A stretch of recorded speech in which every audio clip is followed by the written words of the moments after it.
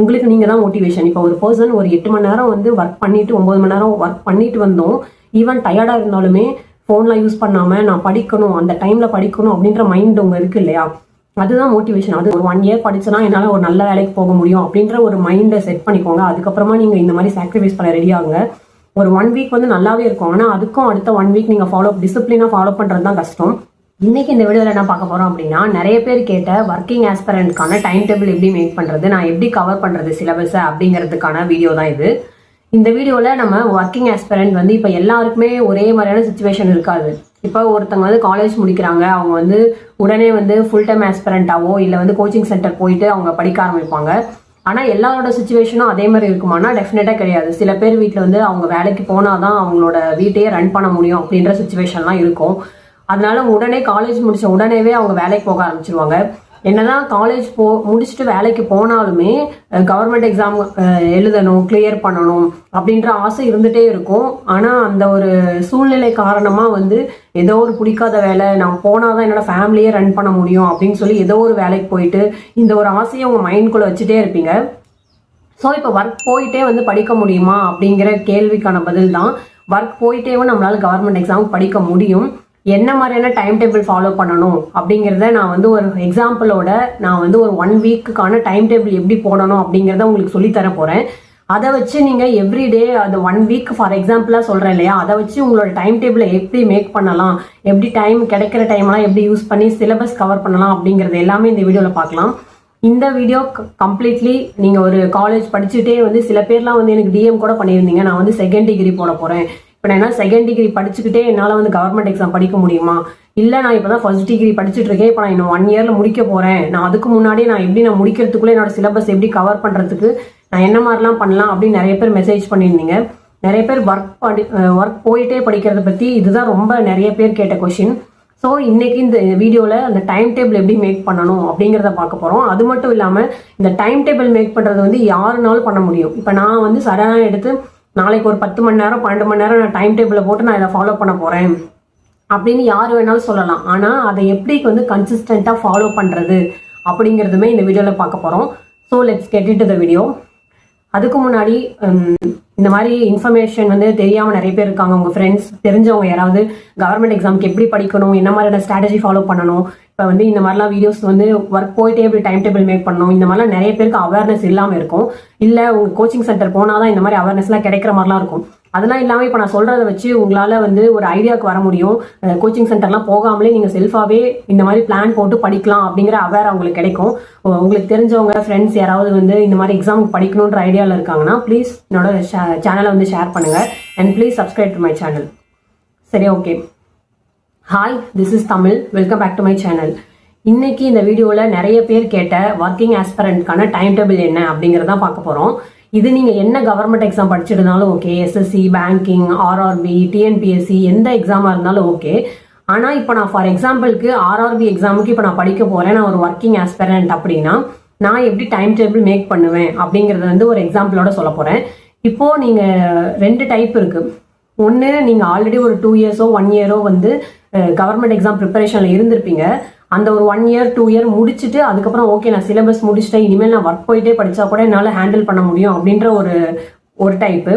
இன்னொன்று வந்து இப்போ தான் நீங்கள் காலேஜ் முடிக்கிறீங்க, நீங்கள் ஒரு ஃப்ரெஷர், இப்போ தான் வந்து கவர்மெண்ட் எக்ஸாம் சிலபஸே கூட நான் கவர் பண்ணலை, இன்னும் ஸ்டார்ட் கூட பண்ணலை அப்படிங்கிற 2 டைப். ஓகேவா?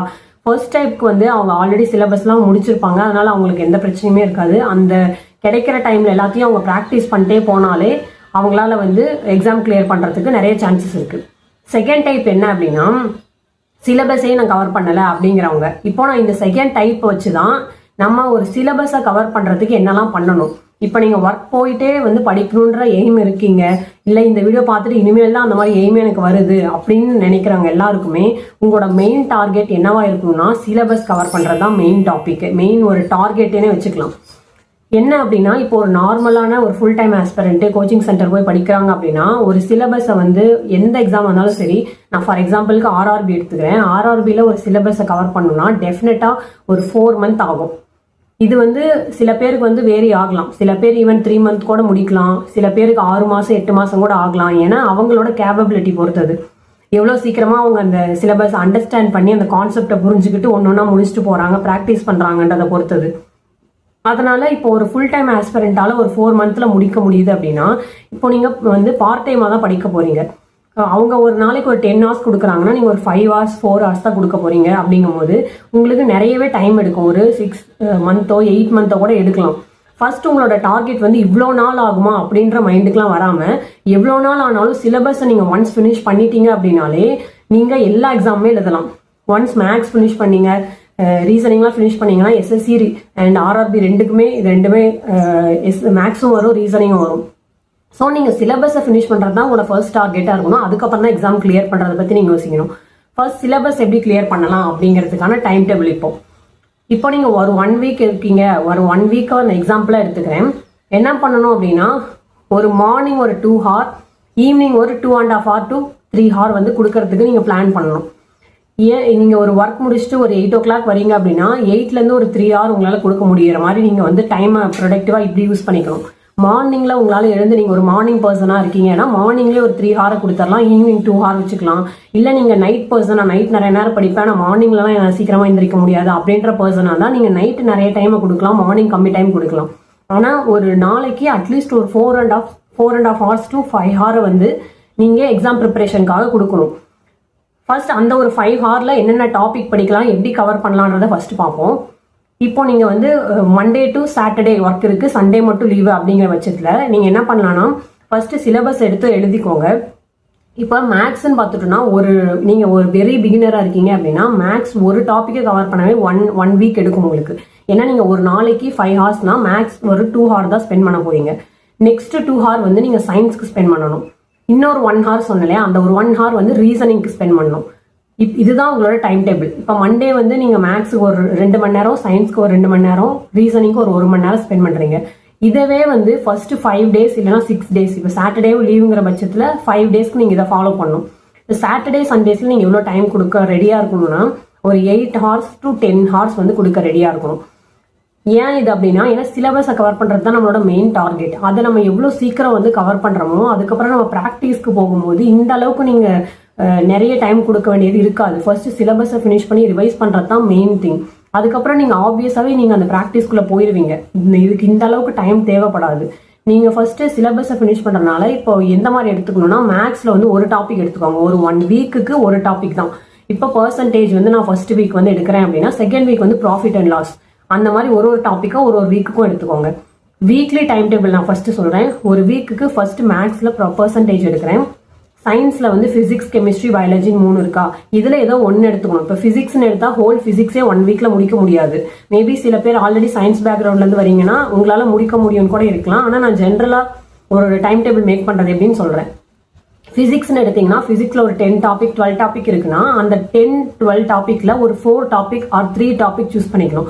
உங்களோட கேப்பபிலிட்டி பொறுத்து என்னால் இந்த டாப்பிக்கை இந்த வீக்குள்ளே முடிக்க முடியும் அப்படின்னு ஒரு 3 டாப்பிக்கோ 4 டாப்பிக்கோ எடுத்துக்கணும். அந்த எவ்ரிடே 2 hours சொன்னேன் இல்லையா, அந்த ஒரு 2 hoursல மேக்ஸுக்கு வந்து நம்ம பர்சன்டேஜ் எடுத்துருக்கோமா, அந்த பர்சன்டேஜ் அந்த 1 week ஃபுல்லாக நீங்கள் என்ன வீடியோ பார்க்குறீங்களோ அந்த வீடியோ பார்த்து நோட்ஸ் எடுத்துகிட்டே வரணும். ப்ரீவியஸ் இயர் கொஷின் வந்து சால்வ் பண்ண பார்க்கணும். அந்த 1 week ஃபுல்லாக உங்களோட டார்கெட் மேக்ஸில் பர்சன்டேஜாக மட்டும்தான் இருக்கும். செகண்ட் சயின்ஸ்க்கு என்ன பண்ணுறோம், ஃபிசிக்ஸ் எடுத்தோமா, ஃபிசிக்ஸில் ஒரு 4 இல்லைனா 5 டாபிக் எடுத்திருக்கோம்னா அந்த எவ்ரிடே 2 hours கொடுக்குறீங்கல்ல, அந்த ஒரு 2 hoursல ஃபிசிக்ஸில் நீங்கள் என்ன டாபிக் ஆல்ரெடி வந்து பிளான் பண்ணியிருக்கீங்களோ அந்த டாப்பிக்கை மட்டும்தான் அந்த ஒரு 5 days 6 daysல வந்து எவ்ரி 2 hoursக்கு அந்த ஃபிசிக்ஸில் அந்த 4 to 5 டாபிக்ஸை முடிக்க வேண்டியது தான் அந்த வாரத்துக்கான உங்களோட டார்கெட். நெக்ஸ்ட் ரீசனிங் சொன்னேன் இல்லையா, ரீசனிங் வந்து ரொம்ப ஈஸி தான். நீங்கள் ஃபர்ஸ்ட் சிலபஸ் எல்லாம் முதல்ல என்ன அப்படின்னு தெரிஞ்சுக்கிட்டீங்கனாலே போதும். அதுக்கப்புறம் வந்து நீங்கள் மார்க் நிறைய போட ஆரம்பிச்சிங்கனாலே அந்த ஒரு ஸ்பீட் வந்துடும் உங்களுக்கு. அப்புறமா ரீசனிங் என்ன பண்ண ஆரம்பிக்கலாம்னா, நீங்கள் ஒருவேளை ஃபியூ டாபிக்ஸ் மட்டும் உங்களுக்கு டிஃபிகல்ட்டாக இருக்க மாதிரி தோணும், அந்த டாபிக்ஸ்க்கு மட்டும் நீங்கள் இம்பார்ட்டன்ஸ் கொடுக்க ஆரம்பிக்கலாம். இப்போ ரீசனிங்க்கு வந்து முடிஞ்ச அளவுக்கு ஒரு 1/2 hour இல்லைனா 1 hour இந்த மாதிரி நீங்கள் பிளான் பண்ணிக்கோங்க. உங்களால் முடியாத பட்சத்தில் இப்போ ஒருவேளை 1 hour கொடுக்க முடியல அப்படிங்கிறவங்க ரீசனிங்க்கு அட்லீஸ்ட் ஒரு 1/2 hour கொடுத்து ஒரு டாப்பிக்கும் அந்த ஒரு 1 hourலையோ 1/2 hourலையோ லேர்ன் பண்ண பாருங்க. ஓகே, எவ்ரிடே வந்து இந்த மாதிரி தான் உங்களோட டைம் டேபிள் இருக்கணும்.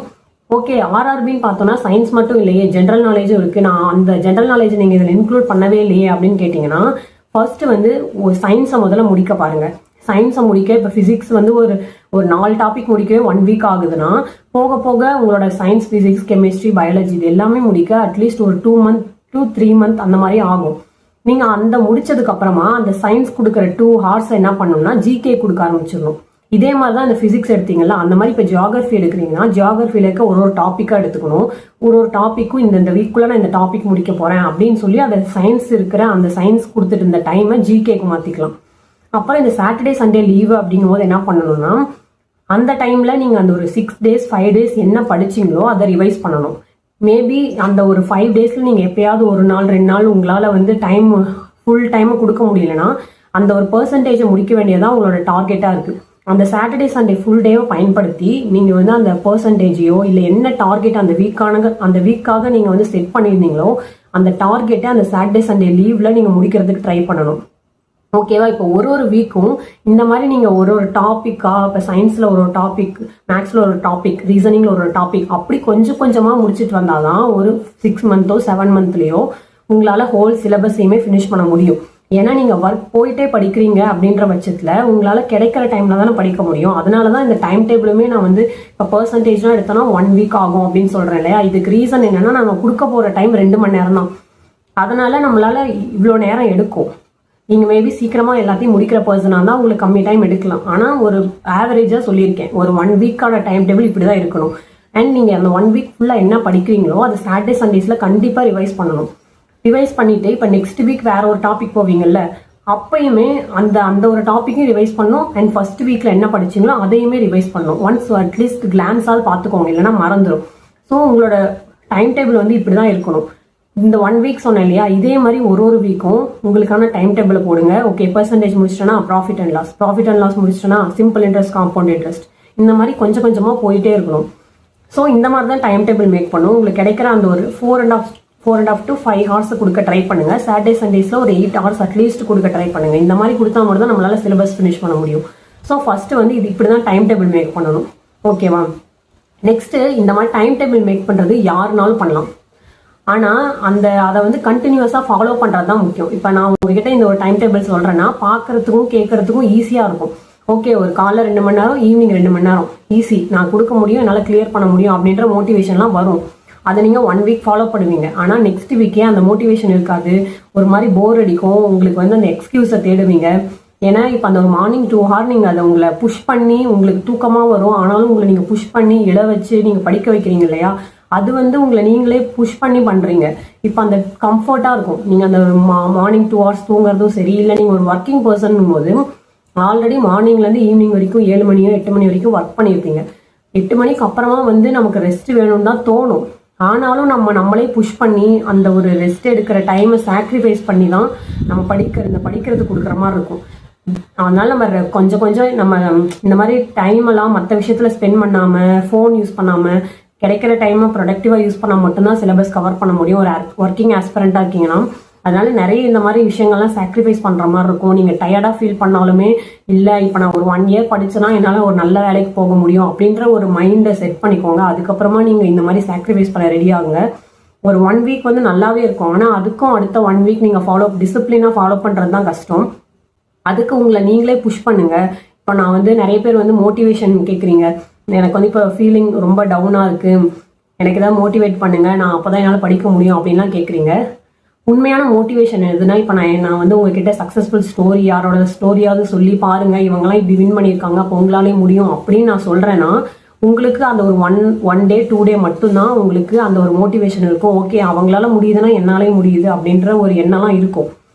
ஆனா இது கண்டினியூஸா நீங்க வந்து ஒரு 1 year டெடிகேட்டடா இதுக்காக ஸ்பெண்ட் பண்ண போறீங்க அப்படிங்கும்போது அந்த 1 yearக்கான மோட்டிவேஷன் நான் சொல்ற 2 வேர்ட்ஸ்லயும் நான் சொல்ற அந்த ஸ்டோரியிலுமே உங்களுக்கு மோட்டிவேஷன் வராது. இதுதான் உண்மை. நீங்க மேபி நிறைய வீடியோஸ் பார்க்கலாம், அப்போ ஒரு டெம்பரரியான மோட்டிவேஷன் இருக்கும். ஆனா இது ஒரு டிசிப்ளினான ஜேர்னியா இருக்க போது, இது ஒரு கன்சிஸ்டன்சியான ஜேர்னியா இருக்க போது. இந்த ஜேர்னில அந்த ஒரு சின்ன மோட்டிவேஷன்லாம் பத்தவே பத்தாது. எது உண்மையான மோட்டிவேஷன் அப்படின்னா உங்களுக்கான அந்த கோல் தான் உங்களோட மோட்டிவேஷனே. நீங்க ஏன் அந்த கோல் அச்சீவ் பண்ணணும்னு நினைக்கிறீங்க, என்ன ரீசன், ஒருவேளை நீங்க அதை அச்சீவ் பண்ணா உங்க லைஃப் என்ன மாதிரிலாம் மாறும், உங்களோட ஃபேமிலி எந்த ஸ்டேஜுக்கு போகும், நெக்ஸ்ட் ஸ்டேஜுக்கு போகும்ல. நிறைய பேர் கஷ்டப்பட்டு படிச்சு டிகிரி முடிச்சுட்டு ஏதோ ஒரு கிடைக்கிற வேலைக்கு போயிட்டு இருப்பீங்க. அதுக்கு ரீசன் வந்து என்னோட வீடை ரன் பண்ணனாலே அந்த வேலைக்கு நான் போய் தான் ஆகணும் அப்படின்ற ஸ்டேஜ்லாம் இருப்பீங்க. ஒருவேளை நீங்க இந்த வேலை கிடைச்சிட்டா உங்களோட ஃபேமிலி எந்த அளவுக்கு மாறும், உங்க லைஃப் எந்த அளவுக்கு மாறும் அப்படின்றதான் நீங்க நினைச்சு பார்த்து உங்களை நீங்களே நிறைய விஷயங்கள் சாக்ரிஃபைஸ் பண்ண ரெடியா இருக்கும் போது தான் நீங்கள் உங்களால் அந்த விஷயத்த அதுதான் உங்களோட பிக்கஸ்ட் மோட்டிவேஷன். நான் பேசுகிறதும் இல்லை பக்கத்தில் இருக்க ஃப்ரெண்ட்ஸ் உங்களை மோட்டிவேட் பண்ணுறதும் அந்த மோட்டிவேஷன் கொஞ்ச நாளைக்கு தான் இருக்கும்.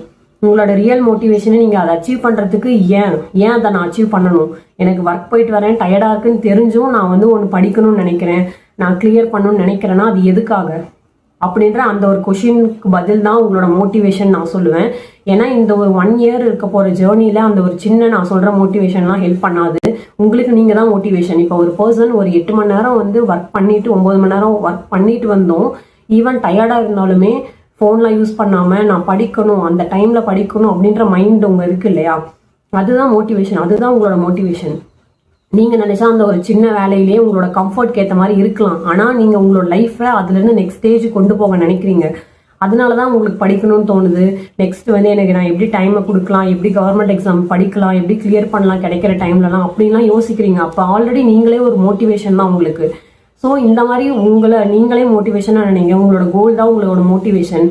மற்ற விஷயங்கள்லாம் மோட்டிவேட் யாராவது என்ன பண்ணணும் அப்படின்லாம் நீங்கள் எதிர்பார்க்காதீங்க. அந்த மாதிரி கிடைக்கிறதா ரொம்ப ரேர் தான். உங்களை நீங்களே தான் மோட்டிவேட் பண்ணிக்கணும்.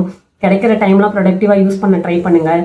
இந்த மாதிரி தான் டைம் டேபிள் மேக் பண்ணணும். இதை மாதிரியே ஒரு வீக் நீங்கள் ஃபாலோ பண்ணிங்கன்னா அதே மாதிரி எடுத்த உடனே ஒரு 1 month 2 monthலேயே வந்து நான் எல்லாத்தையும் கவர் பண்ணிடணும், எல்லாத்தையும் கவர் பண்ணிட்டு நான் எக்ஸாமே கிளியர் பண்ணிடணும் அப்படின்னு ரொம்ப உங்களை புஷ் பண்ணாதீங்க. It takes time. உங்களுக்கு முதல்ல டைமை கொடுங்க. ஏன்னா நீங்கள் ஆல்ரெடி ஒர்க் பண்ணிகிட்டே நீங்கள் வந்து அந்த ஒரு ப்ரெஷரையும் ஹேண்டில் பண்ணிவிட்டு நீங்கள் இதுக்குள்ளேயும் வரப்போறீங்கும் போது உங்களுக்கு டைம் கொடுங்க. ஒரு சிலபஸை கவர் பண்ணுறதுக்கு ஒரு 6 மாதம் 7 month கிட்டே ஆகலாம். அந்த டைமை கொடுங்க. டிசிப்ளினாக ஃபாலோ பண்ணுங்கள். கன்சிஸ்டன்சியாக படிங்க. அட் தி எண்டில் நீங்கள் ஒன் சிலபஸை ஃபினிஷ் பண்ணதுக்கப்புறமா நீங்கள் ப்ராக்டிஸ் பண்ண ஆரம்பிச்சிடலாம். அதுக்கப்புறம் நீங்கள் ஆப்வியஸாக நிறைய எக்ஸாம் கிளியர் பண்ணுறதுக்கான ஸ்டேஜுக்கு வந்துவீங்க. ஸோ இந்த வீடியோவில் நான் இதை தான் சொல்லணும்னு நினச்சேன். நிறைய பேர் வந்து ஒர்க்கிங் ஆஸ்பிரண்ட்க்கு டைம் டேபிள் கேட்டிருந்தீங்க. இந்த டைம் டேபிள் டெஃபினட்டாக உங்களுக்கு ஹெல்ப்ஃபுல்லாக இருக்கும் நான் நம்புறேன். அட்லீஸ்ட் நான் கிளியராக சொல்லியிருக்கேன். இப்போ நிறைய பேர் நீங்கள் கேட்குறீங்க என்னென்ன சப்ஜெக்ட்க்கு என்னென்ன யூடியூப் சேனல் ஃபாலோ பண்ணலான்னு. அதை நான் ஆல்ரெடி என்னோட யூடியூப் சேனலில் தனித்தனியாக வீடியோ போட்டிருக்கேன். நீங்கள் அதை போய் பார்த்தீங்கன்னா உங்களுக்கு ஒரு ஐடியா கிடைக்கும். ஸோ இதுதான் இந்த வீடியோ நான் சொல்லணும்னு நினச்சேன். இந்த வீடியோ ஹெல்ப்ஃபுல்லாக இருந்தால் உங்களோட ஃப்ரெண்ட்ஸ் அண்ட் யாருக்காவது தெரிஞ்சவங்களுக்கு ஷேர் பண்ணுங்கள்.